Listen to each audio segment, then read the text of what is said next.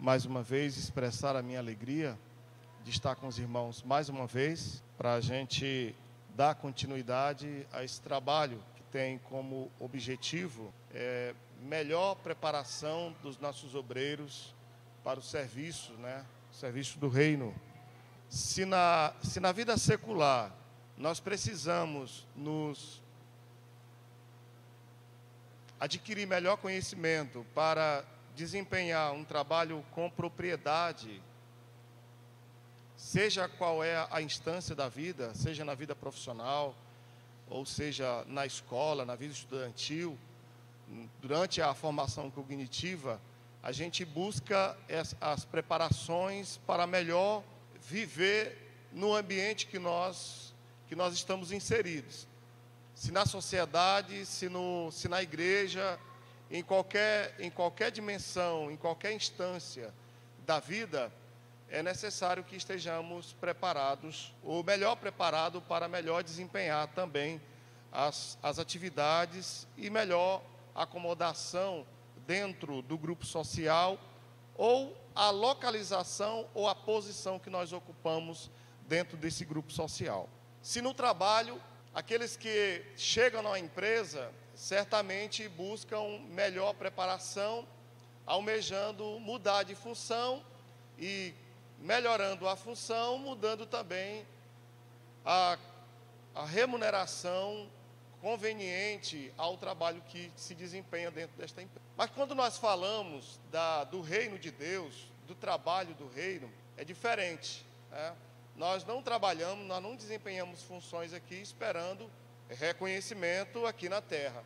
Nós não queremos, não buscamos esse tipo de reconhecimento, estar num pedestal, colocar em posição de destaque. Não é esse o objetivo do obreiro. Portanto, quando nós olhamos para os obreiros aqui presentes, nós ficamos muito felizes, entendendo que todos buscam melhor conhecimento, apropriar-se de informações para melhor desempenhar o trabalho na casa de Deus. Bom, queridos, falar sobre liderança inspira aquela ideia de poder.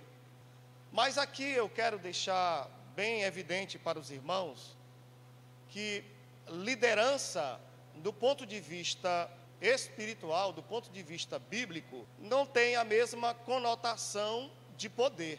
Poder seria a capacidade de influenciar alguém a uma determinada ação, ou seja, a mudar de opinião ou influenciar alguém a fazer ou deixar de fazer algo.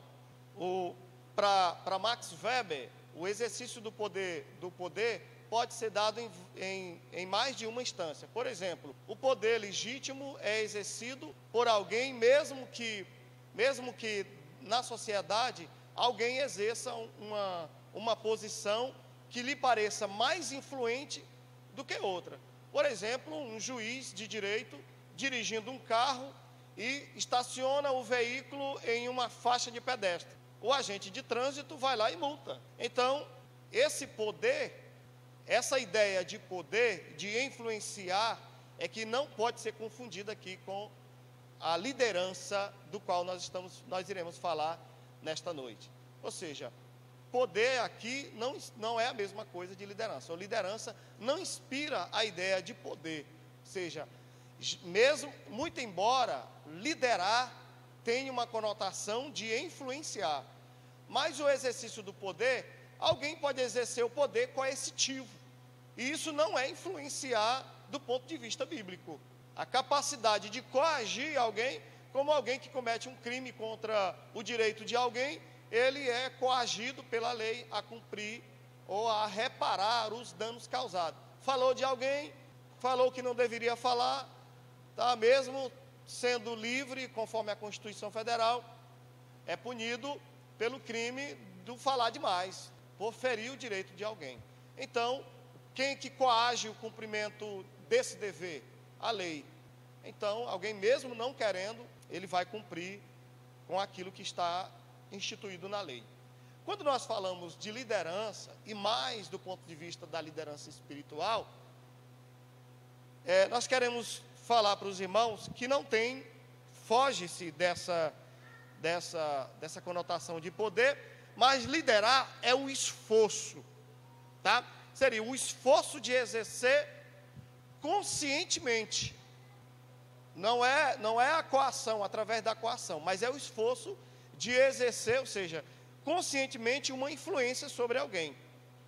Alguém que não está consciente dessa influência, você não desempenhou uma influência do ponto de vista da liderança bíblica, tá bom? Então, eu gostaria de... Vocês já olharam aí a segunda carta de Paulo aos Coríntios, capítulo 2, e o versículo 14. Isso aqui é o que todo obreiro deve ter como texto áureo quando se trata de liderança, né? Como também outros versículos que nós iremos mencionar aqui, que são de vital importância que nós tenhamos na mente e no coração. E você vai perceber, o que não veio a este encontro hoje, você vai dizer, rapaz, todos deveriam tomar conhecimento do que nós conhecemos hoje para o desempenho da liderança espiritual. Bom, graças a Deus, né, que sempre nos faz triunfar em Cristo. Ele nos faz triunfar em Cristo. E por meio de nós manifesta em todo lugar o cheiro do seu conhecimento. Aqui, primeiramente, tira de todas as maneiras a capacidade humana de triunfar, quando se trata do ponto de vista da Bíblia, tá bom? Do ponto de vista bíblico. Você não está aqui por mérito, por capacidade, pelo conhecimento que você tem, não se trata disso. Entenda que você está aqui hoje, é porque, primeiramente, é Deus que faz você triunfar mais em Cristo, tá? E a única razão pela qual nós estamos aqui nesta noite, é a graça. É a graça de Deus que nos alcançou. E eu sempre peço a Deus que, se Ele tiver de encontrar alguém, que Ele me encontre. Porque, por capacidade, por mérito, eu não sou capaz de servir a Jesus Cristo, nem por forças próprias. Mas eu reconheço que servir a Cristo, e precisamos estar conscientes disso, que servir a Cristo é puro impulso do Espírito Santo, ou seja, é pura influência do Espírito Santo que nos influencia para que sirvamos a Cristo e o sirvamos em espírito e em verdade. Louvado seja o nome do Senhor. Então, sabemos que definir liderança, já sabemos que não tem a conotação de poder, porque poder pode desempenhar a influência de várias maneiras, até da forma coercitiva. E aqui, a liderança, do ponto de vista bíblico, a liderança cristã, a liderança espiritual, ela é um esforço de exercer, mas conscientemente, uma influência especial dentro de um grupo, no sentido de levá-lo a atingir metas de permanente benefício que atendam às necessidades reais do grupo. Mas este conceito de liderança, ele perpassa o ponto de vista bíblico, porque, ou melhor, perpassa o ponto de vista secular, porque também pode ser visto dentro do trabalho na administração da igreja, de como o crente pode lidar com as pessoas da qual estão sob seu liderado.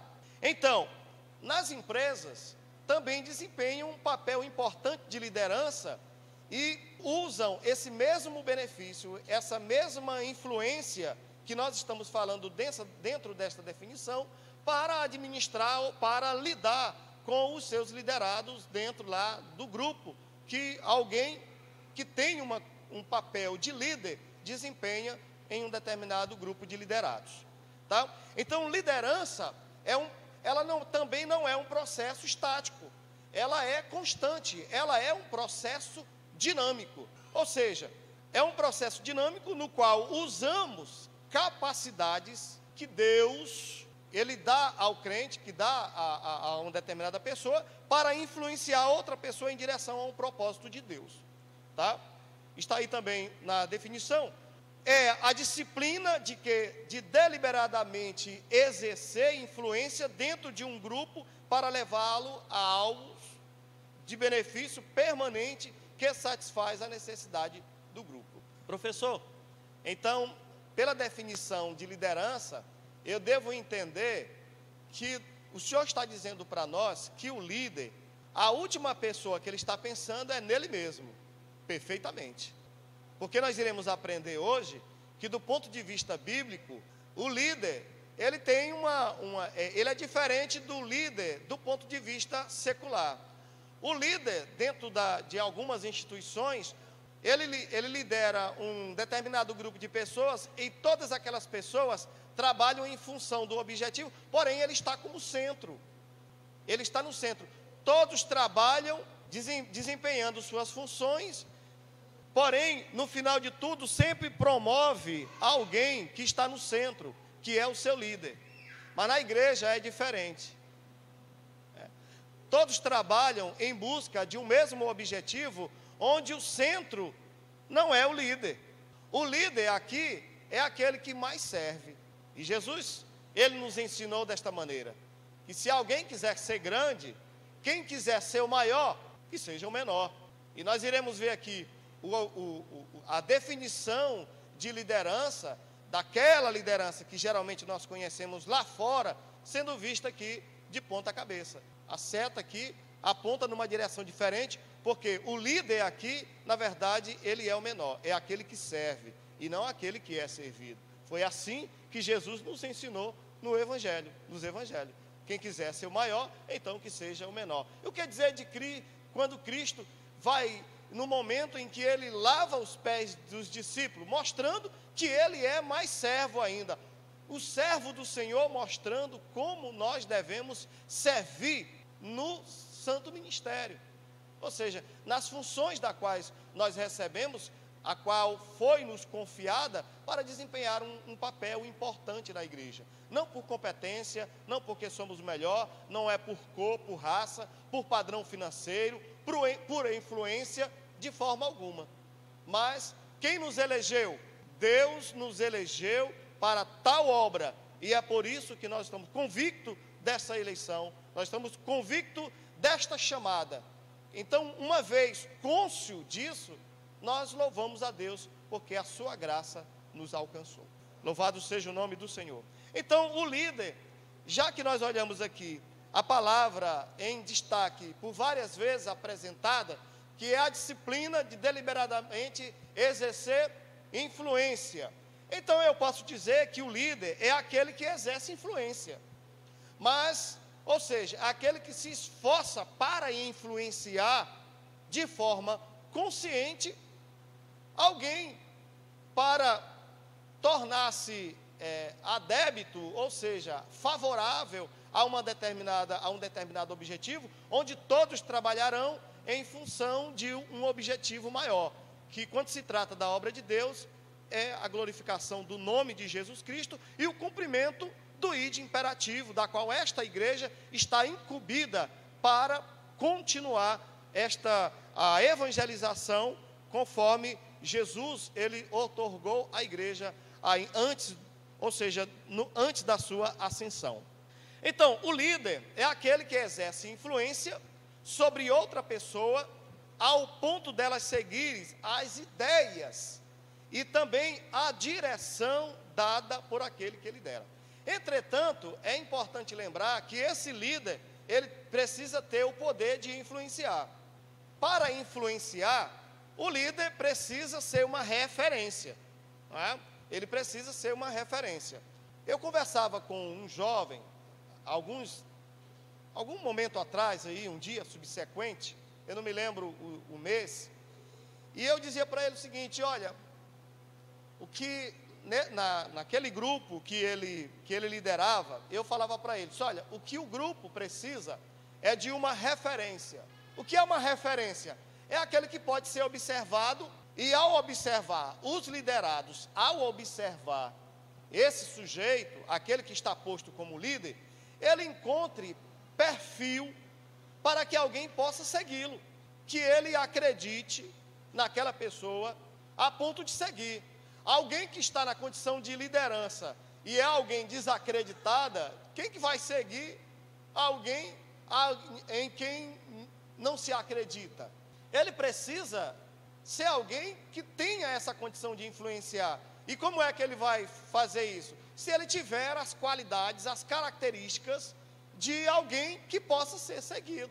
Então, como é que eu posso desempenhar um papel de liderança? Primeiro, eu preciso ser uma pessoa de influência. Então, eu posso dizer que que ser líder é ter influência. Alguém pode estar em uma condição, muito obrigado. Alguém pode estar numa condição de líder sem desempenhar esse papel. É alguém que está em uma determinada função, mas não se comporta como tal. Não se qualificou para tal.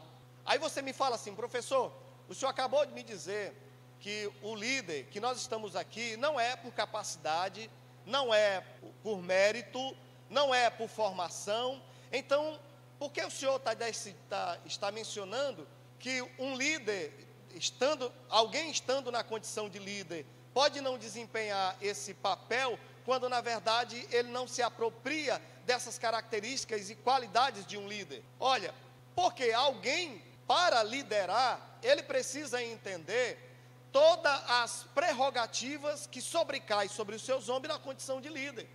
E alguém que não desempenha, que não entende a sua responsabilidade e o seu papel de líder, jamais terá condição de influenciar ou ser seguido por alguém. Você já ouviu alguém dizer que o primeiro produto que você vende é a tua imagem? Se você não conseguir vender a tua imagem, ninguém jamais conseguirá comprar a tua ideia.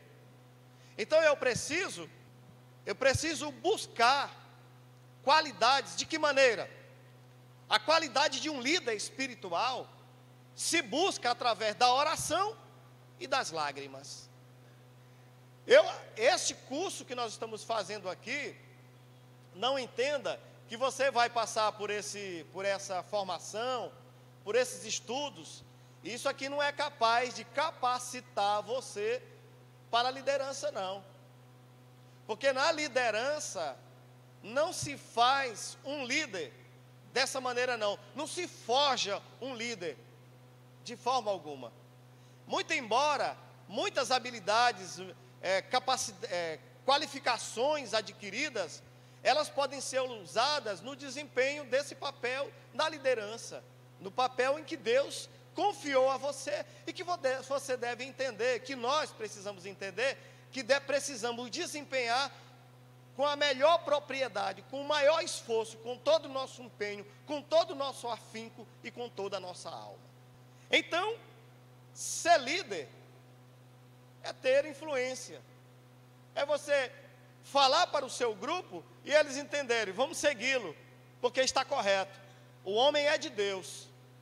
É você falar para o grupo que você lidera, nós iremos falar desta maneira, fazer desta maneira. Alguém olha para você e diz, esta mulher é de Deus, certamente Deus está usando. Quem é que questiona uma decisão quando se acredita que o homem é de Deus, que a mulher é de Deus? Aqueles que são liderados, eles seguem a cega. Sabe por quê? Porque compreende que você é um líder que está no centro da vontade de Deus. Mas aquelas pessoas que você lidera, precisa estar consciente, precisam acreditar nisso. Se você olha, o homem aí não é de confiança não. Opa, para aí, ó. Eu acredito, tem certeza disso aí? E discutir não.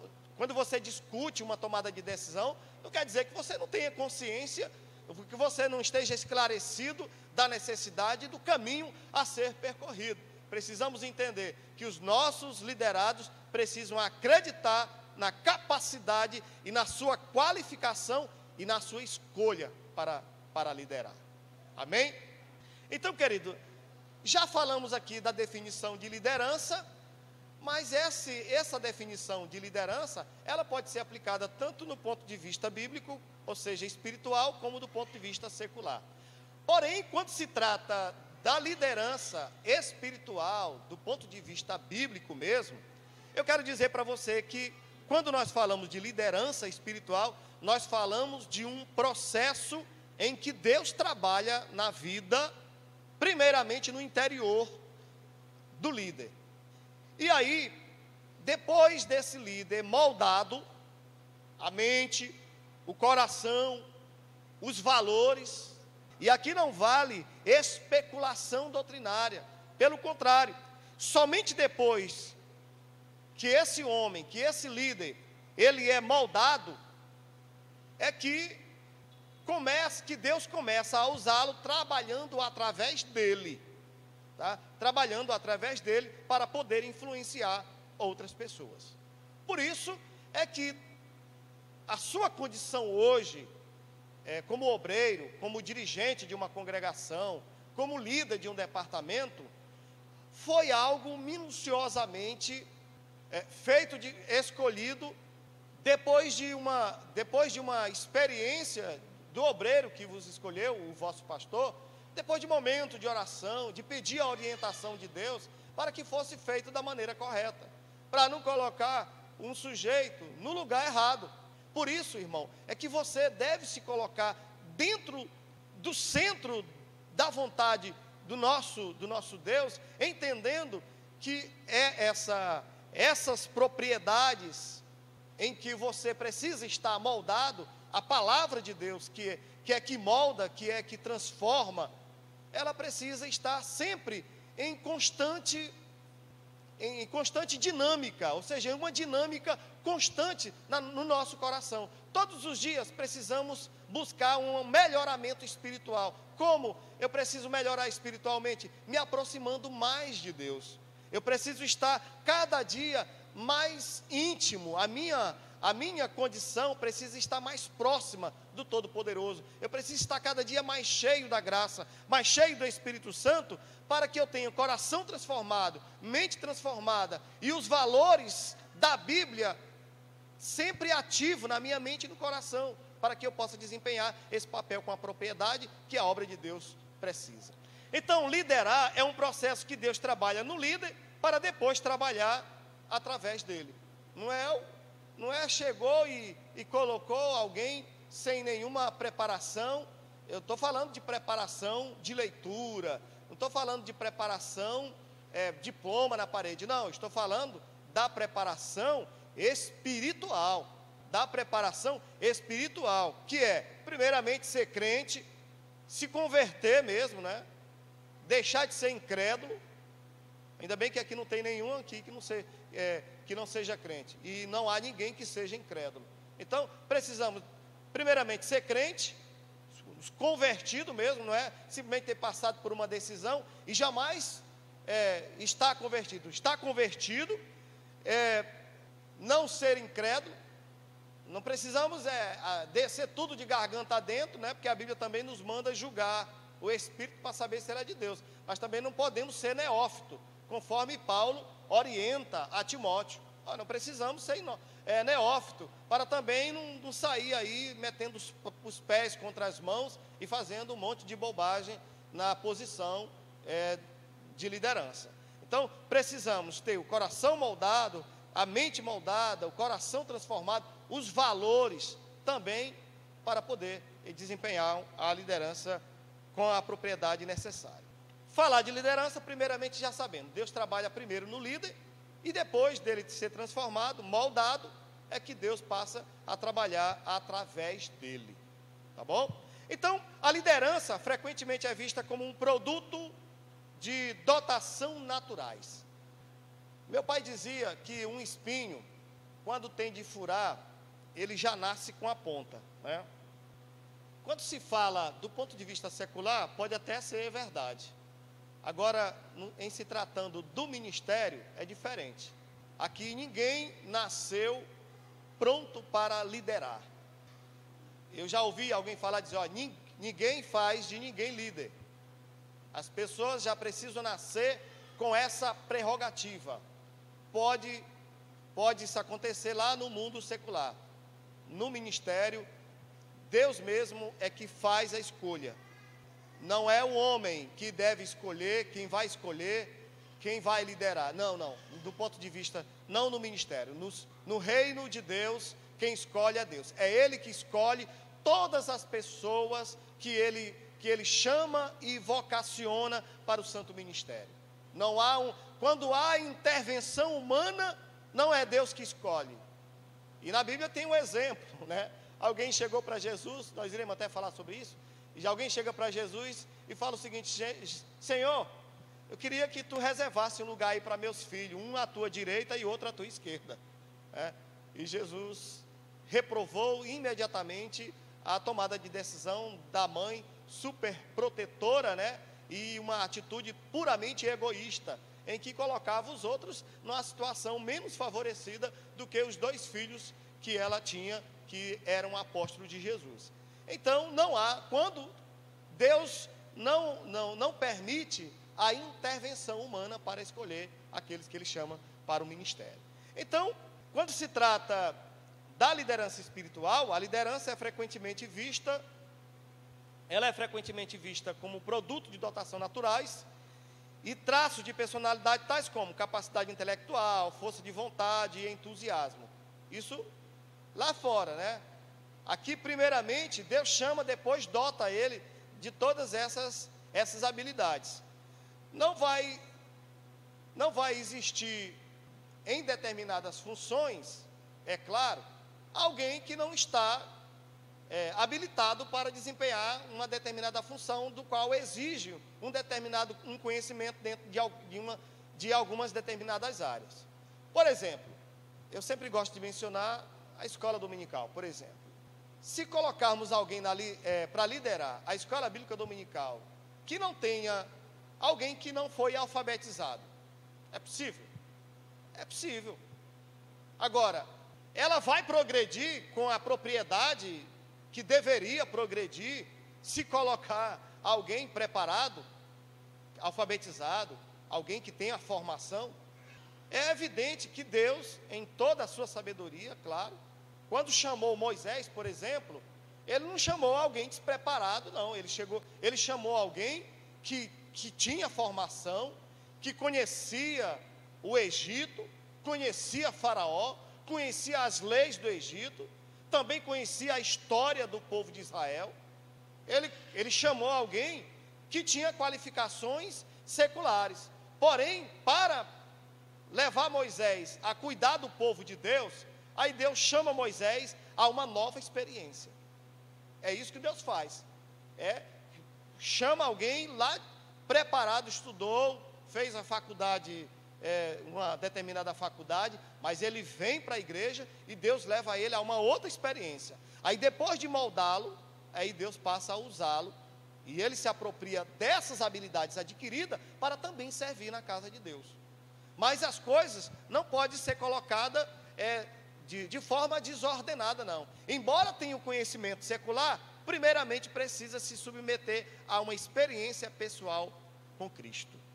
Foi isso que Deus fez com Moisés. Era preparado, tinha conhecimentos seculares, mas Deus chama ele a uma nova experiência, a uma experiência da qual, lá nas universidades, nas faculdades do Egito, Moisés não tinha condição de adquirir.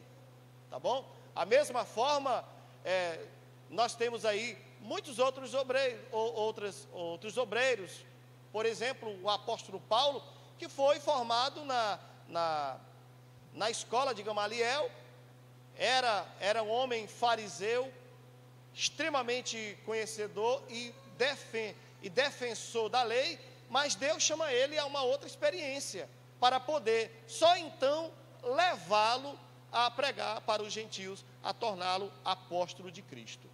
Então Deus usa aquele conhecimento que você tem, mas depois que você se submete a essa experiência em Cristo. Então, as verdadeiras qualidades da liderança hão de ser encontradas naquele que estão dispostos a sofrer o amor de seus objetivos, os quais são suficientemente grandes para exigir obediência cegas. Ou seja, aquele líder que entende o objetivo da causa, chegar ao objetivo, está acima de qualquer outra coisa na sua vida. Liderança parece ter conotação com serviço. Deus não está procurando voluntários para a sua obra, não. Na verdade, a igreja está cheia de voluntários. Mas um voluntário, ele faz quando ele tem tempo para fazer. O voluntário, ele faz depois de fazer tudo aquilo que ele entende como suas obrigações. E quando ele passa a elencar todas as suas prioridades, aquilo que ele faz como voluntário, certamente não estão dentro daquelas suas prioridades. O que Deus está querendo para a sua obra, e o que Deus busca, são servos. Porque o servo, ele não faz de acordo com o seu tempo, mas ele faz de acordo com o tempo da necessidade da obra. Vocacionado, uma vez vocacionado para a obra, nada é mais importante do que cumprir a necessidade da obra. Esse é o líder que nós precisamos da igreja. Esse é o líder que Deus está procurando para servir no reino. Os voluntários, não, os voluntários podem ficar, porque a obra, se depender dos voluntários, nós não iríamos cumprir com a necessidade que a obra de Deus, ela está exigindo, que façamos para suprir essa necessidade. Então, que nós sejamos servos, e que não sejamos voluntários, que sejamos servos. Louvado seja o nome do Senhor. Então, liderança espiritual, a liderança não ganha mediante promoção, mas através de muita oração e lágrimas. Eu falei para vocês o seguinte, que ser líder, a liderança espiritual, ninguém adquire através de uma formação, de um curso como este. Não é indo lá na faculdade, aí tem escolas de líderes, né, onde você sai diplomado dizendo, agora eu sou um líder. Não aqui, não no reino de Deus, não na obra do Senhor. No santo ministério não se adquire a liderança, não se ganha a liderança através de formação, de competência adquirida, de aptidões, qualidades adquiridas em universidades, através de livros. Não, não é dessa maneira. A liderança espiritual, ela não se ganha mediante a promoção, mas através da oração e lágrimas. Você quer ser um líder eficaz, um líder que atinja os objetivos da obra, o propósito para o qual você foi chamado? Então, busque a presença de Deus, chore na presença dEle, estreite essa relação com Deus, busque a sua presença, busque estar sempre cheio da graça e do Espírito Santo do Senhor, para que você tenha êxito no ministério e desempenhe uma liderança espiritual eficaz.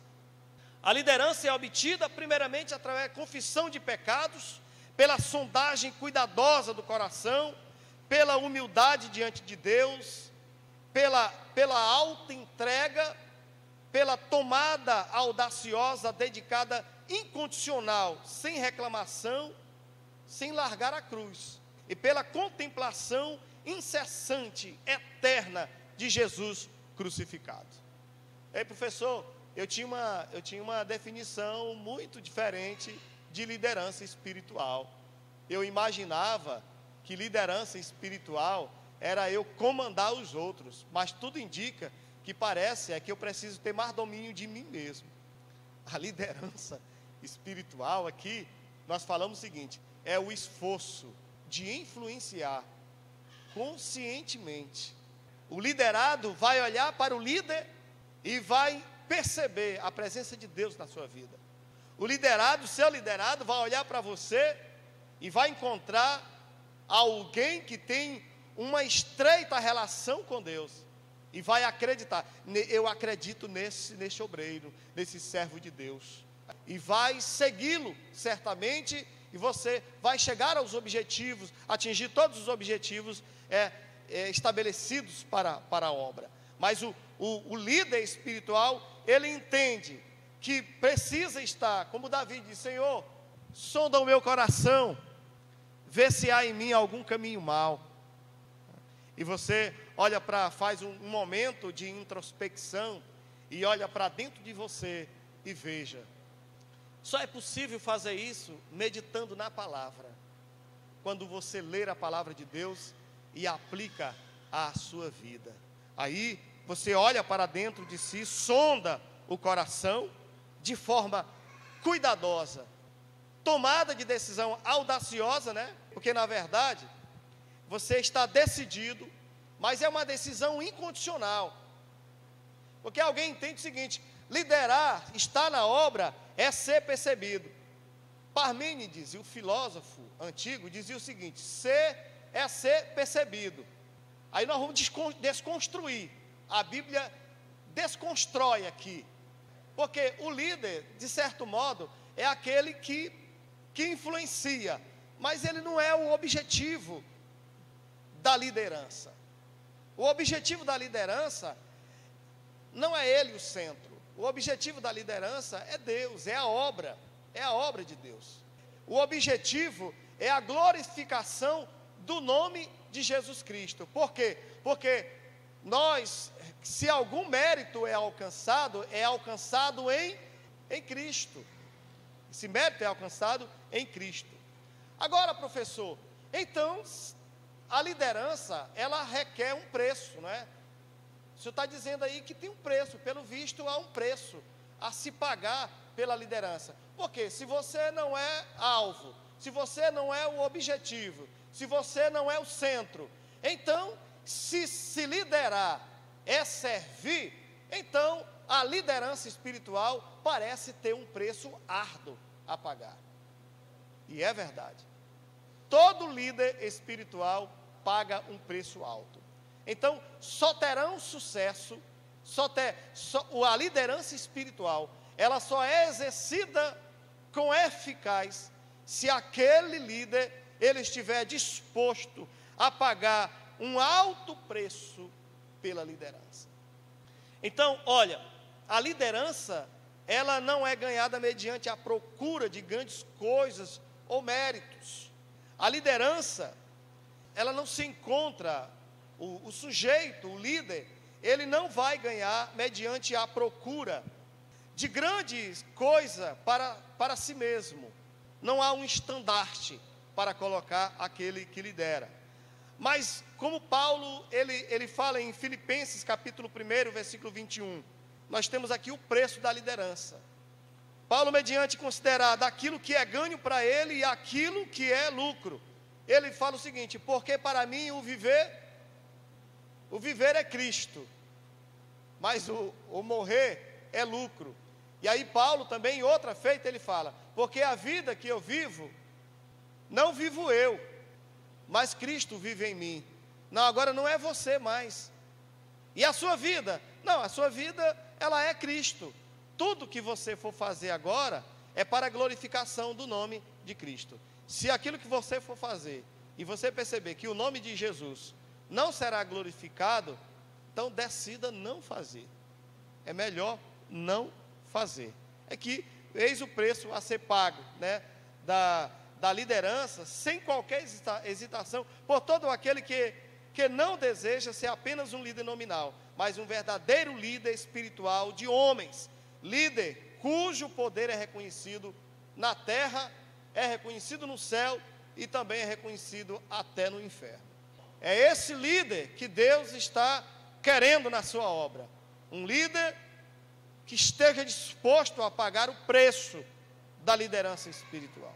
Que Deus possa sempre fazer de cada crente aqui, de cada obreiro, um líder por excelência, um líder eficaz, que esteja disposto a pagar o preço, para que este poder seja reconhecido no céu, na terra, e que seja também reconhecido no inferno.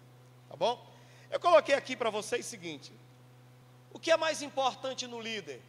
São os seus grandes feitos, sua decisão sábia, sua visibilidade ou fama, ou até que ponto ele ou ela tem influenciado outra pessoa em direção ao propósito de Deus? Eu poderia dizer que ser líder, o mais importante no papel de um líder, seria o quê? Ele ser visto pelos grandes feitos que ele fez. O líder, porventura, seria aquela pessoa, seria evidente pelas suas sábias tomadas de decisões. Porventura seria a sua visibilidade ou fama, aquela pessoa que é vista. O mais importante no líder é ele ser bem visto, é uma pessoa que tem status dentro da igreja, é uma pessoa que todo mundo admira, é isso? Seria, portanto, até que ponto ele ou ela tem influenciado outra pessoa em direção ao propósito de Deus? É verdade. É até que ponto ele ou ela pode ter influenciado alguém em direção ao propósito de Deus. Tem muitas pessoas na igreja que desempenham um papel de liderança e você nem jamais foi apontado como esse aqui é obreiro, esse aqui não é obreiro, mas desempenha um papel importante de influência. Olha, o ministério espiritual eficaz, ele flui de quem somos. Falamos no início aqui que o líder, ele na verdade precisa ser uma pessoa em que os liderados acreditem. Não pode ser aquela pessoa desacreditada, pessoa inconstante. Aí alguém fala disso, olha, fulano de tal é uma pessoa que tem um papel importante de liderança na igreja, entretanto é uma pessoa totalmente descontrolada. Você já viu o líder descontrolado? Ele está na posição de líder, mas não desempenha a liderança. Eu queria separar aqui o que está na condição de líder e aquele que lidera. E nós vamos perceber que é um abismo muito grande separando aquele que está na condição de líder e não lidera, daquele que seria o líder. Está na condição de líder e não ter as prerrogativas de líder, então, no mínimo, fere a condição, o papel de desempenhar essa função de liderança. Então, precisamos entender que o papel do líder, ou seja, um ministério espiritual eficaz, ele flui de quem somos. Ou seja, sou eu. Eu preciso, antes de olhar para os outros, eu preciso olhar para mim. Ou seja, Cristo nos ensinou que o papel da liderança, ou seja, que o verdadeiro desempenho da liderança, o líder, é aquele que considera o outro melhor do que a si mesmo.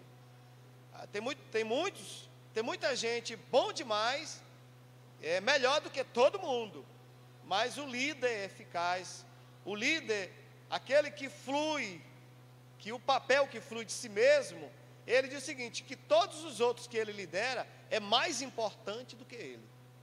Por isso é que ele é líder.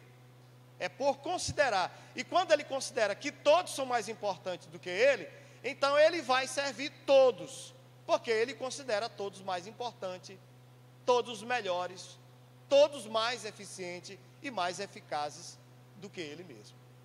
Olha, então, liderança espiritual eficaz não depende unicamente de técnica de conhecimento, mas depende muito mais de relacionamento. A demonstração de uma vida espiritual autêntica, transformada pelo Espírito Santo. Eu até destaquei aí, que é uma vida espiritual autêntica, transformada pelo Espírito Santo. Não é você que vai dizer, não. Os liderados, as pessoas que são lideradas, elas vão perceber isso em você. Elas precisam perceber que esse líder, ele tem uma vida espiritual autêntica e uma vida transformada pelo Espírito Santo. Não é o líder sair falando que é isso, não. As pessoas precisam perceber.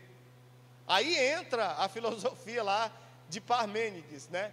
Que ser é ser percebido. Então, então que as pessoas percebam em você isso que você está pregando ser. As tuas palavras, elas vão falar muito menos do que as tuas atitudes, do que a maneira como você se apresenta. Essa demonstração de vida espiritual autêntica, transformada pelo Espírito Santo, gera às pessoas uma confiança de que aquela pessoa pode ser seguida. Ela é confiável, ela é uma pessoa íntegra. Então, eu vou seguir. Aí eu quero que você agora olhe para si mesmo e tente agora perceber a sua equipe. Como é que eles percebem você? Como é que eles te olham? Eles estão dispostos a te acompanhar para onde você for? O que você fala condiz com aquilo que você é? Então, se na verdade você não conseguir que essas pessoas, elas acreditem, elas entendam você como uma pessoa íntegra e como uma pessoa confiável, está na hora de refletir melhor naquilo que você está demonstrando ser. E eu quero dizer aqui uma coisa para você: aquilo que você imagina que é e aquilo que as pessoas veem de você pode ser duas coisas muito diferentes. Se nós colocássemos aqui, fizéssemos um questionário, e eu colocasse aqui o seguinte, poderia até fazer, eu até imaginei em fazer esse exercício, mas tomaria um tempo, muito tempo do nosso trabalho, que é escasso. Você responderia um questionário, todas as questões objetivas, ou seja, de marcar. E você colocaria só coisas que você diria de si mesmo. E eu pegaria esse mesmo papel, porém, colocava o seu nome e entregaria para alguém as subsequentes, sem escolher. Pegaria para alguém e colocava lá o seu nome, como você vê fulano de tal. Esconderia todas as respostas que você deu e colocaria para alguém responder. Fulano de tal, o sujeito A respondeu as questões e eu pegaria as questões do sujeito A, as mesmas questões entregaria para outra pessoa, porém não respondido, só colocaria o nome do sujeito A, para que o sujeito B respondesse em relação ao sujeito A. Você ia ver, poderia acontecer que as respostas, o que aquele sujeito B vê do sujeito A é totalmente diferente do que o sujeito A pensa de si mesmo. Então, esta preocupação, eu não sei se os irmãos entenderam o que eu quis falar. Esta preocupação deve ser uma preocupação na vida de todo obreiro. Para ele precisa imaginar se o que ele está dizendo de si mesmo é exatamente aquilo que as pessoas estão vendo dele. Por quê? Porque ele só será seguido, ele só terá desempenhará uma liderança eficaz se as pessoas que ele lidera entendê-la como pessoa confiável e íntegra. E para entendê-lo como confiável e íntegra, eles precisam vê-la como uma pessoa que tem uma vida espiritual autêntica, transformada pelo Espírito Santo. Senão, ele não se tornará uma pessoa confiável e íntegra do ponto de vista de quem é liderado. Tudo bem? Aqui? Professor, quais os princípios da liderança espiritual? Veja o que Marcos, capítulo 10, versículo 43, e o versículo 44. Mas entre vós não será assim. Nós vemos aqui que Jesus está falando para os discípulos, Tiago e João. Surgiu desse diálogo, não é? Jesus falou para os discípulos depois dessa experiência de Tiago e João, quando pediram para ele lugares, privilégios no reino de Deus. Aí Jesus fala, mas entre vós não será assim. Antes, qualquer entre vós quiser ser grande, será vosso serviçal. E qualquer dentre vós quiser ser o primeiro, será servo de todos. Eu vejo aqui, seria o princípio da liderança é servir. Aí alguém imagina, pode até imaginar, diz, olha, eu sou líder agora, eu tenho várias pessoas eu preciso só delegar. Eu só preciso delegar para que o trabalho seja feito. Eu preciso agora só dar o comando, porque eu tenho muitas pessoas. Mas será que é dessa forma que Jesus está ensinando aqui? Não. O ideal de Cristo para seu reino era de uma comunidade de pessoas que servissem uns aos outros de forma mútua.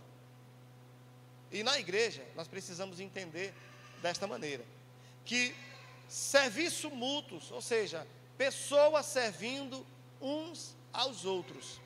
A igreja primitiva, ela no início, parecia desempenhar um papel importante, quando, veja que os irmãos lá da Antioquia, servir os irmãos de Jerusalém quando eles passaram por problemas. Então, havia uma preocupação nos problemas pessoais que havia com os irmãos, mesmo distante onde eles estavam. Nós precisamos entender que problemas individuais dos irmãos, quando nós não podemos ajudar de forma material, nós podemos, no mínimo, ajudar com oração, com intercessão, com uma orientação, mas não é cada qual dentro do seu quadrado, não. Nós não vivemos em células separadas dentro da igreja.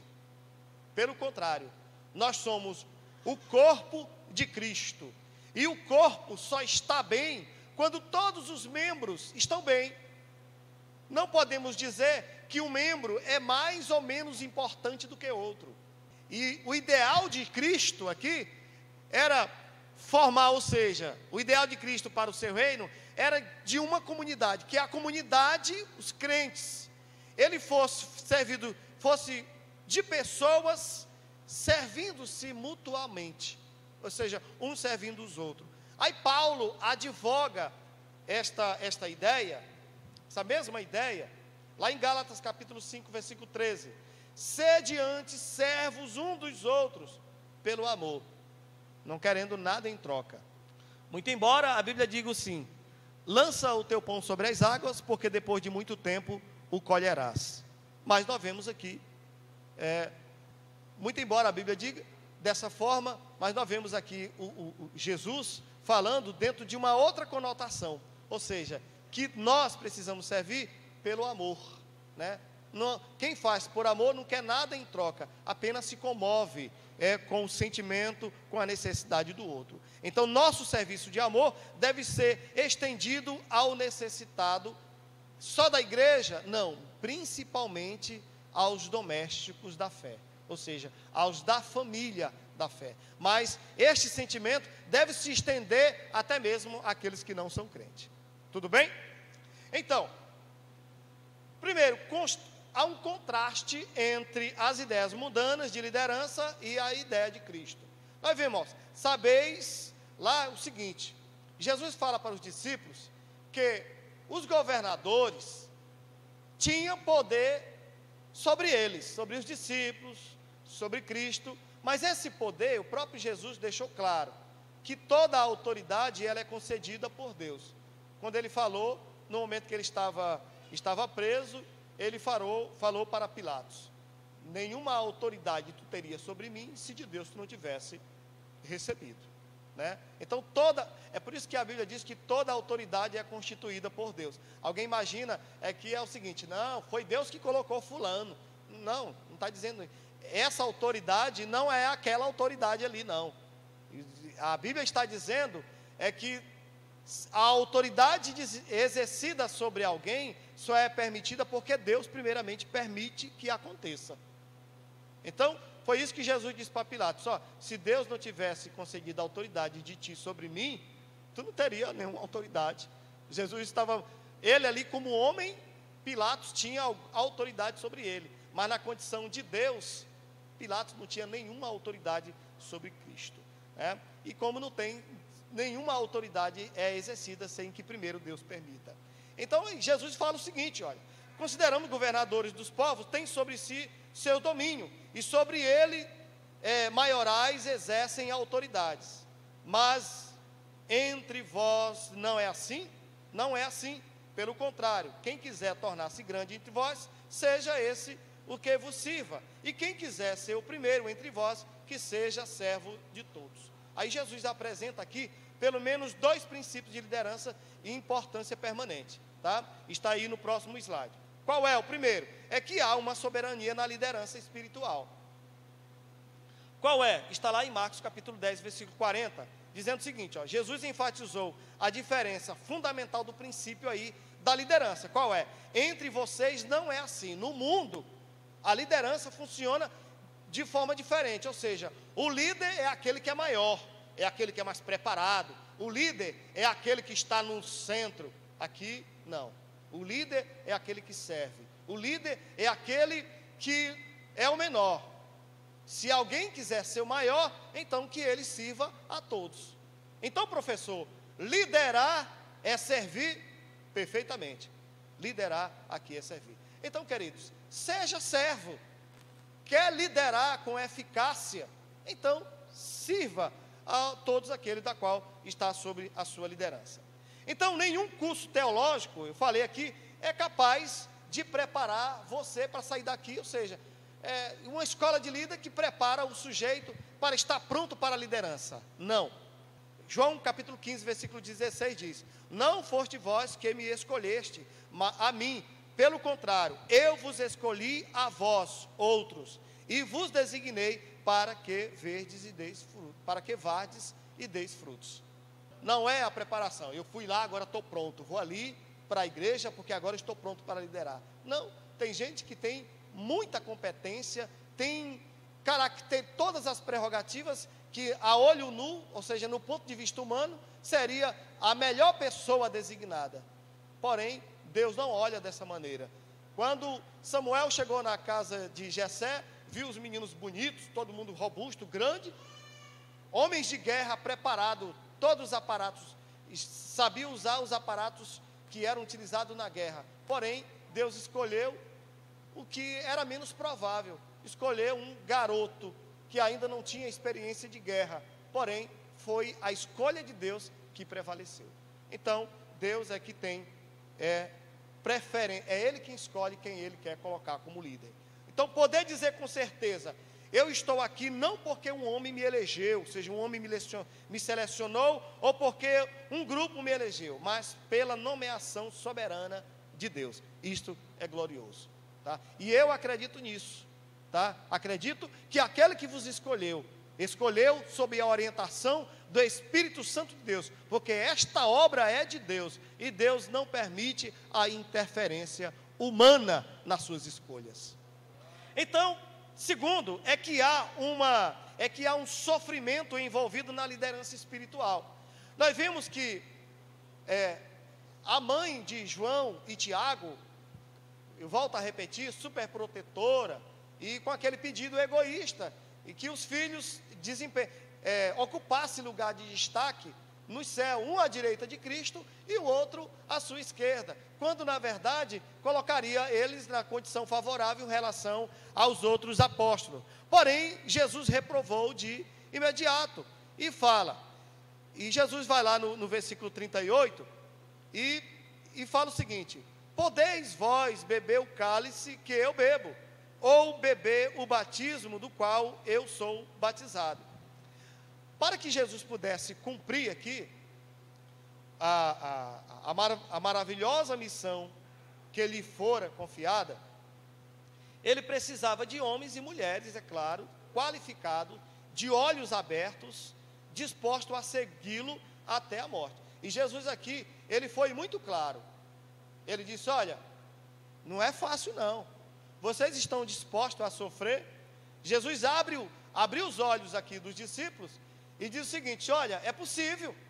Não digo que vocês não podem beber o cálice e do mesmo cálice que eu beber e do mesmo batismo. Agora, Jesus abre os olhos dos discípulos e diz: olha, não vai ser fácil.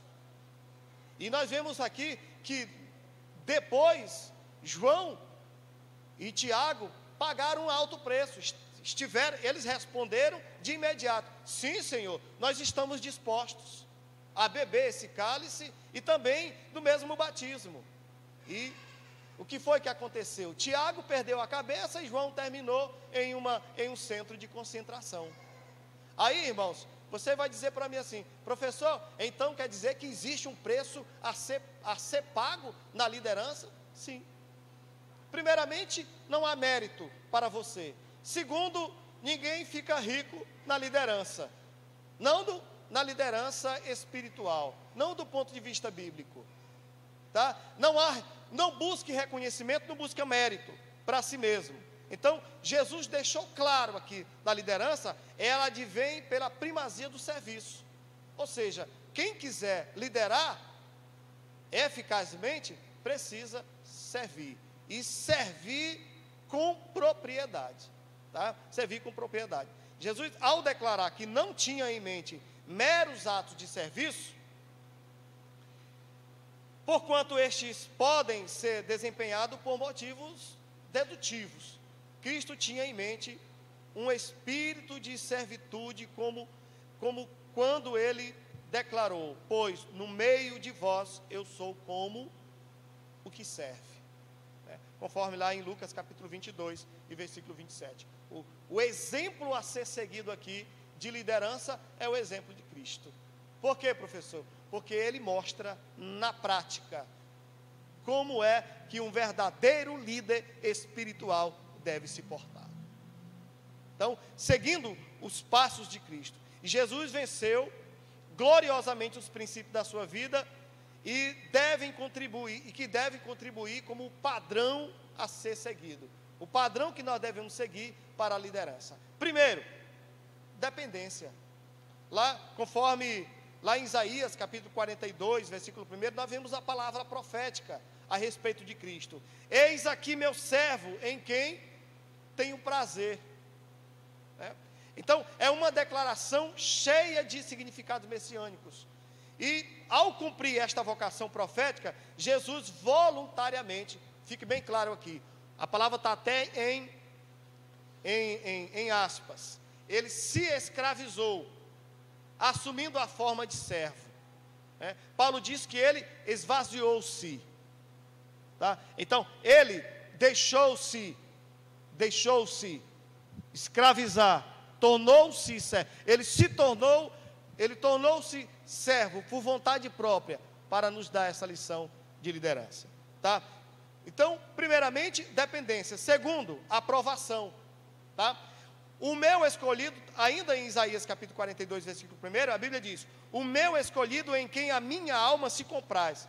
Nós vemos aqui o prazer de Deus, em seu servo. Esse seu servo aqui, veja que nós colocamos seu servo em letra maiúscula, para você entender que não se trata de nós aqui. Seu servo, Jesus Cristo, o Messias, estava falando dele, foi retribuído, porque em outra passagem messiânica, o Filho diz, lá em Salmo de número 40, verso 8: agrada-me fazer a tua vontade, ó Deus meu. Então, aprovação. Em terceiro, modéstia. Primeiramente, nós vemos nenhum líder eficaz é aquele que toca corneta, ou seja, que ele está sempre em evidência. Não, o exemplo de Cristo aqui nós devemos seguir. Não clamará, nem gritará, nem fará ouvir a sua voz na praça.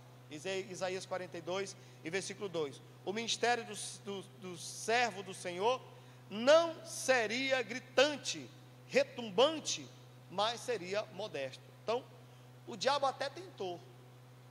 Olha, a multidão estava lá, ele disse: lança-te, joga aqui, de cima do templo, lança-te daqui para baixo, porque os teus anjos darão ordem a teu respeito, e eles te sustentarão em tuas mãos, para que tu não tropece. Então, qual era a ideia do diabo?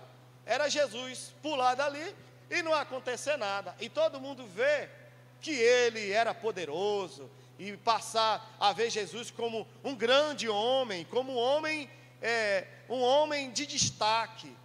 E o ministério de Jesus, a liderança exercida por Jesus, era uma liderança modéstia, e é assim que ele nos ensina. Não é o muito você falar. Eu falei aqui para você que as tuas práticas, elas falam muito mais alta do que as tuas palavras. Tá? E terceiro lugar, e outro, a empatia. Isaías 42 e versículo 3: não esmagará a cana quebrada, nem apagará a torcida que fumega. Olha, o servo do Senhor mostra-se simpático e compreensivo para os fracos. Isso quer dizer, irmãos, olha, o que tem de homens e mulheres que erram e são frequentemente esmagados pelos pés de seus companheiros. Precisamos ter um pouco mais de prudência ao falar, e ao invés de conhecer o pecado dos outros, nós precisamos primeiro nos sensibilizar e orar por ele. Tem pessoas que têm um interesse enorme, enquanto ele não se apropria da informação, do que foi que o irmão fez, ele não se aquieta. Ele fica inquieto enquanto não toma conhecimento, que é para esmagar o pobrezinho do irmão, do incauto, daquele que caiu, e para terminar de matá-lo. Jesus nos ensina diferente. Ensina a nós termos um olhar de compaixão. Estou dizendo passar a mão na cabeça, não. É corrigir em tempo hábil. Que haja a correção e que haja um tratamento. Porque o crente bom é o crente na igreja, não é o crente desviado, não. Não é o crente fora, não. Mas não, tem que ser punido. Tem que passar tanto tempo lá na geladeira. Tem que botar ele no canto. Tem que massacrar. Enquanto não termina de matar, o povo não se aquieta. Então precisamos aprender o que Cristo nos ensinou aqui. Jesus haveria de especializar-se em reparar canas quebradas e em assoprar a torcida fumegante até incendiar. Então, que tenhamos a empatia de Cristo, né? Reparadora, amorosa para com aqueles que são fracos, aqueles que caem, aqueles que ficam doentes, né? Ao invés de terminarmos de matar, que possamos ajudá-los. Então, e também ter otimismo. Já pensou alguém pessimista? Gente pessimista sofre demais. Ele já sai de casa achando que vai estar tudo errado. O dia dele é mais longo do que o dia dos outros, porque tudo para ele é ruim, nada dá certo. Ele nem iniciou a fazer, mas ele já sabe, não vai dar certo.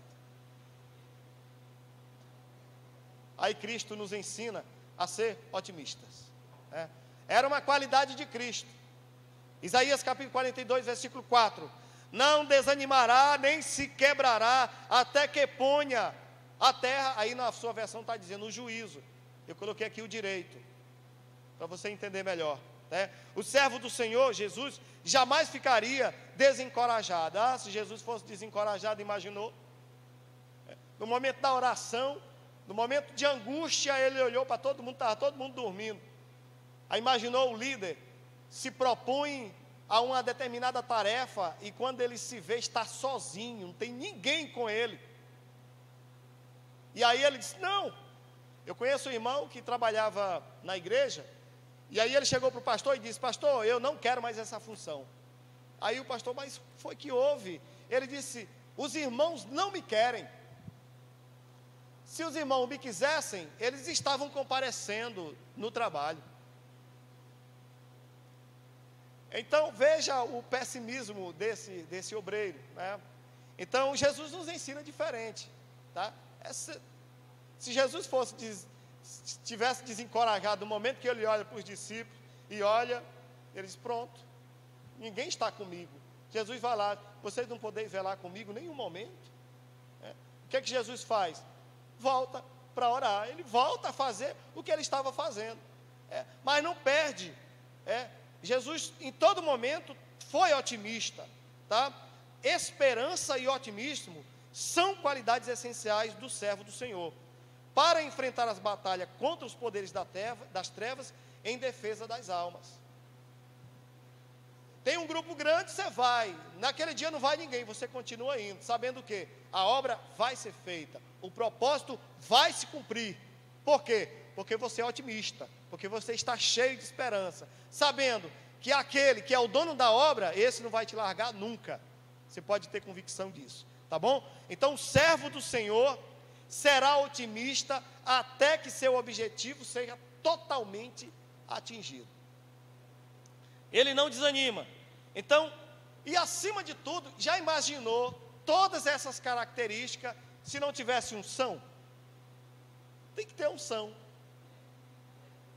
Habilidades sem unção, de nada tem serventia.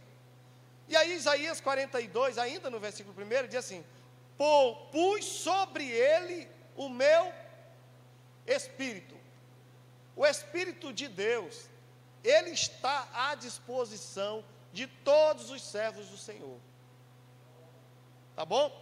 Olha, por si mesma, as 5 qualidades apresentadas aqui, precedentes, seria insuficiente sem essa, para esse tremendo serviço, sem a unção, né? Era necessário um toque sobrenatural, que foi a unção do Espírito. Como Deus ungiu Jesus de Nazaré com o Espírito Santo, ele ainda, né, com esse mesmo poder, o qual ele andou por toda parte fazendo bem, conforme Atos capítulo 10, versículo 38, a mesma unção que o servo do Senhor, Jesus Cristo, recebeu, está à nossa disposição. Como é que eu faço para receber, professor? Buscando. Não é isso que nós estamos aprendendo na Escola Bíblica Dominical, no comentário desse trimestre? Os dons espirituais, a unção do Espírito, ela está à disposição. Terão todos aqueles que buscarem a Deus, certamente terão. Já vou concluir. Responsabilidades da liderança. Olha, que grande responsabilidade tem um líder. Segunda carta de Paulo aos Coríntios, capítulo 11, versículo 28, a Bíblia diz o seguinte, Paulo escreveu: além das causas exteriores, há o que pesa sobre mim diariamente, que é a preocupação com todas as igrejas. Você se preocupa com os crentes da sua igreja? Você é coordenador de jovens, você se preocupa com cada jovem?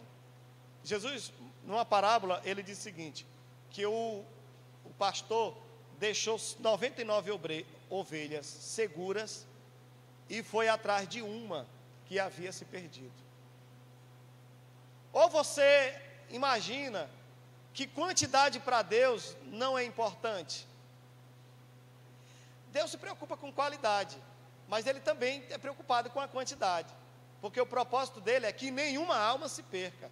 E eu preciso ter em mente isso, que cada crente da minha igreja, que cada crente da minha congregação, que cada jovem da minha coordenação, que cada aluno, que cada professor da EBD, que cada irmã do círculo de oração, que cada adolescente do meu departamento, do departamento que eu lidero, que eu coordeno, é importante, e nenhum é mais importante que o outro, todos são de vitais importância. Então, querido, o verdadeiro líder, ele considera o bem-estar dos outros acima do seu bem-estar. E aí, olha, ele manifesta simpatia, interesse àqueles que estão sob a sua liderança. Também ele vê em cada emergência uma nova oportunidade, ou seja, uma oportunidade de mostrar que ele é útil àquele irmão. Nunca deixa para depois, não. Chegar na casa do irmão, aí a esposa aparece dizendo, olha, ele está no momento de descanso, tá? Você pode voltar depois? Ô, minha esposa, eu quero olha, a partir de hoje, eu quero dizer para você, qualquer que seja o horário, manhã, no horário do almoço, no horário do jantar, de madrugada, se alguém bater na minha porta e me chamar, por favor, me acorde, eu preciso atender. Você não sabe o tamanho da necessidade. Você sabe por que o irmão foi lhe procurar? Você sabe o que está se passando com ele? Para ele voltar só depois. Então, veja em cada emergência uma nova oportunidade para ser útil. Tá? Então, é digno de nota quando Deus escolheu o líder a seguir os passos gloriosos de Moisés, né? Aí a Bíblia diz o seguinte, que Josué, homem que havia provado ser servo fiel. Aí por isso que Deus escolheu. Deus escolheu, foi por acaso? Não, Deus olhou, a Bíblia, foi que Deus falou a Samuel? Não, Samuel, Deus não olha para o exterior, e sim para o interior. Quais são as etapas da liderança agora? As etapas da liderança, nós temos aqui, eu coloquei uma linha do tempo. Linha do tempo. Primeiro fase, alicerce, né? Os alicerces que são São soberanos na vida de um obreiro. Segunda fase, o alicerce ministeriais, que é o crescimento interior, ou seja, a experiência.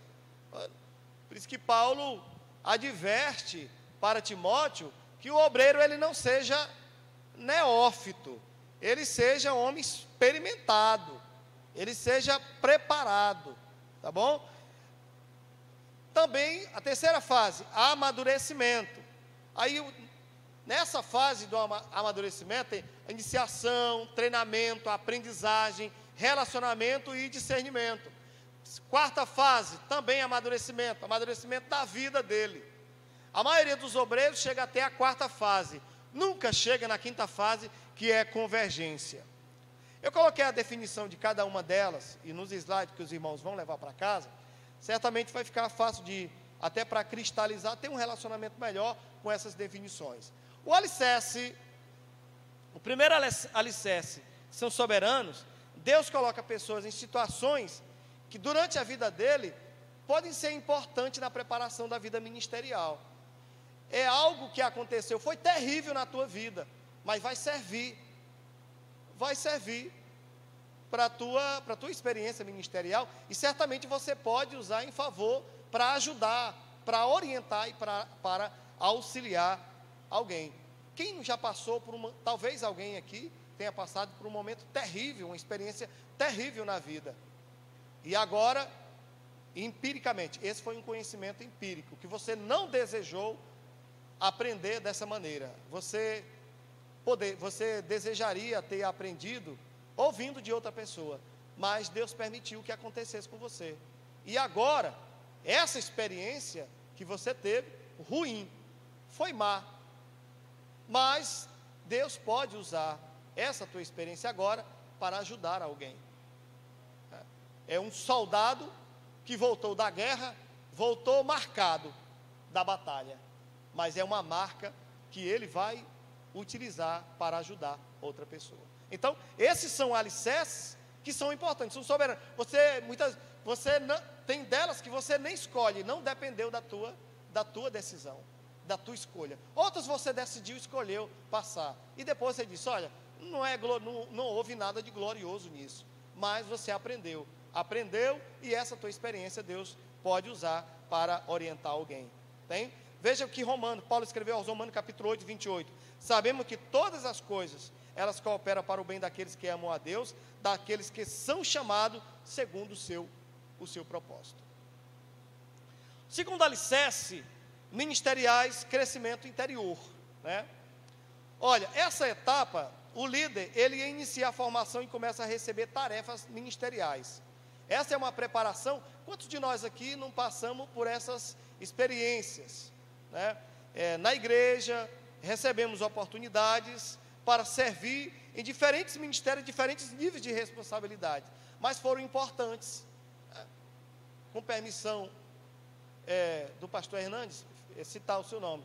Pastor Hernandes hoje, pastor convencional, líder de uma igreja, de uma congregação desse campo, mas olhe para a vida desse obreiro, já deve ter mais de 50 anos, né?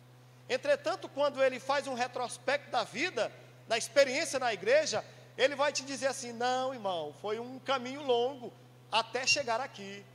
Aí quando ele começa a elencar todas as etapas que ele passou, aí você fala, esses alicerces ministeriais, eles foram de vitais importância para o desempenho da função do obreiro que temos hoje nesta igreja, nesta obra.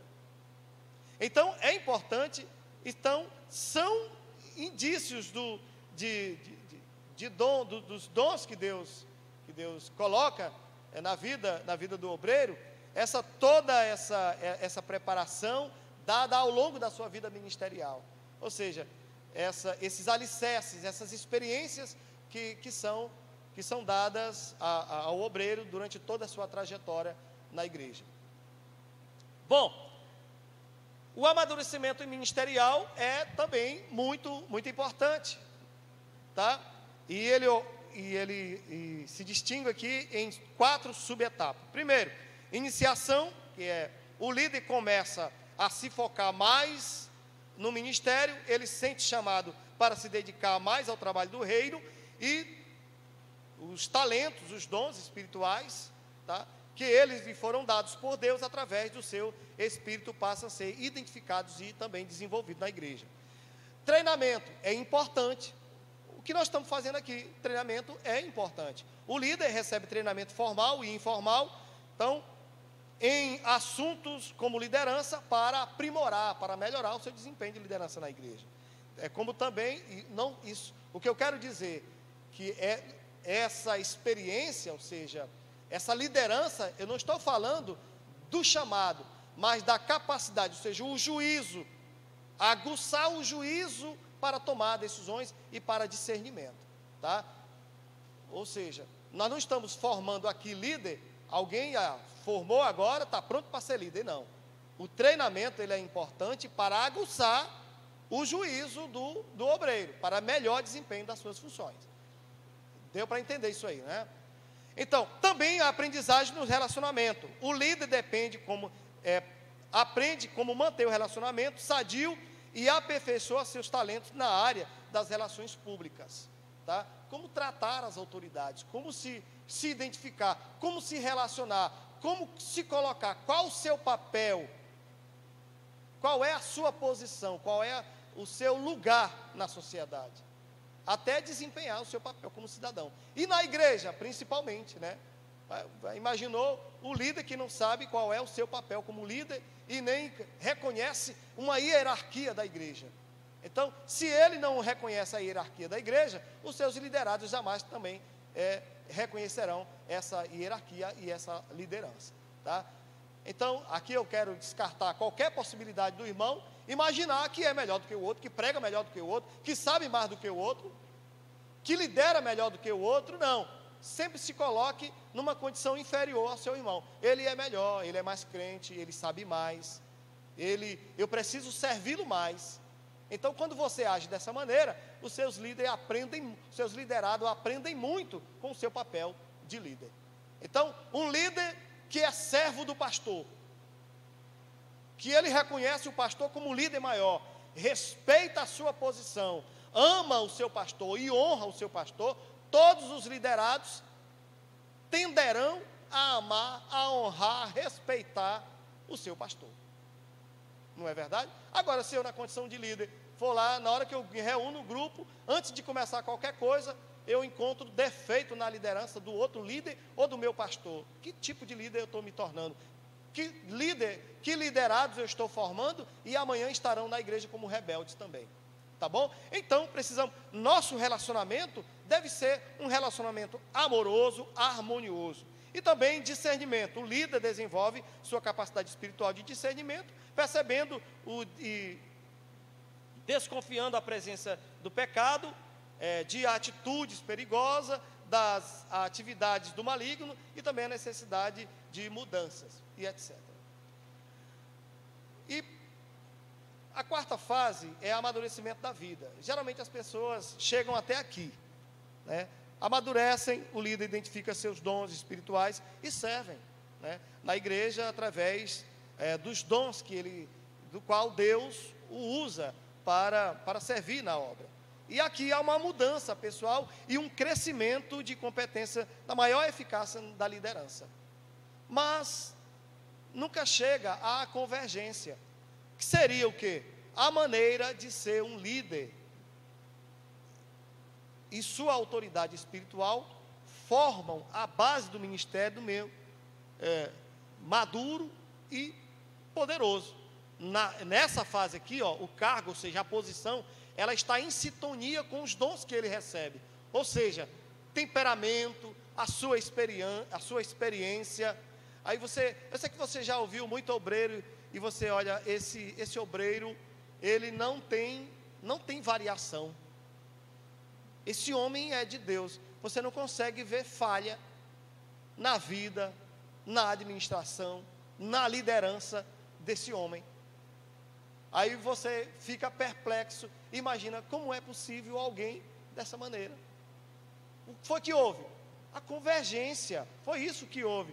Houve uma convergência, ou seja, o ministério desse obreiro está maduro, está agora, ele se torna um ministério maduro, poderoso. Por quê? Porque a posição está em sintonia com os dons, o temperamento e também a sua experiência. Tudo converge para proporcionar um ministério influente e eficaz com muitos frutos, tá? Então, nós temos lá em Timóteo, 1 Timóteo capítulo 3, versículo 2 ao versículo 7, só o versículo para os irmãos virem para concluir, nós temos aqui algumas luzes de Paulo sobre a liderança, né? Eu vou apenas ler e a gente conclui. Convém, pois, que o bispo, o obreiro, o pastor, ou a liderança, seja irrepreensível, marido de uma mulher, vigilante, sóbrio, honesto, hospitaleiro, apto para ensinar, não dado ao vinho, não espancador, não cobiçoso de torpe ganância, mas moderado, não contencioso, não avarento, que governe bem a sua própria casa, tendo seus filhos em sujeição, com toda a modéstia, porque se alguém não sabe governar a sua própria casa, terá cuidado da igreja de Deus, não neófito aqui é inexperiente, tá bom? Não inexperiente ou neófito, para que ensoberbendo-se, não caia em condenação do diabo. Convém também que tenha bom testemunho dos que estão de fora, para que não caia em afronta e no laço do diabo. Esse versículo aqui, ele inclui tudo quanto nós falamos aqui durante essa quase 2 horas, tá? Então, irmãos, é isso, esperamos, primeiro, que essa palavra, ela alcance você, primeiramente, porque eu já pedi a Deus para essa palavra me alcançar, porque primeiramente precisa me alcançar, e alcançando você, certamente estará para depois alcançar todos aqueles a qual está sob a liderança desse grupo seleto, tá bom? Com permissão dos vice-presidentes aqui, quero que você fique de pé, eu não estou terminando, nós estaremos orando, apenas para concluir e agradecer a Deus por esse momento, tá? Fique de pé. Eu quero que você, professor, isso aqui é tudo sobre liderança. Se for falar tudo, se fosse fazer um estudo mesmo sobre liderança espiritual, nós precisaríamos de muitos momentos como este, tá? Porque é um vasto campo a ser percorrido. Aqui é apenas uma amostra, ou seja, apenas uma mostra do que você precisa estudar, tá bom? Nosso Deus e Pai, te adoramos por este momento que passamos aqui na meditação da Tua Palavra. Quero te pedir a Tua graça também sobre a vida de cada líder aqui presente neste santuário, que a Tua Palavra, que tenha me alcançado, ó Deus, também venha a alcançar a todos os corações aqui presentes, para que, ó Senhor, através da Tua Palavra, possamos crescer cada dia espiritualmente, e crescendo espiritualmente, no âmbito da liderança espiritual, possamos orientar, auxiliar, servir melhor na Tua causa, na Tua casa e na Tua igreja, ó Deus, e também todos aqueles a quem o Senhor nos confiou para estar sobre a liderança, ó Deus, aqui o Senhor tem confiado a cada crente neste santuário, pois em nome do Senhor Jesus, Senhor, abençoa cada irmão, cada irmã, ó Deus, com a Tua Palavra alcançando os corações e a mente, que possam estar transformados, moldados, ó Deus, para o serviço no Teu reino, em nome de Jesus te oramos, amém.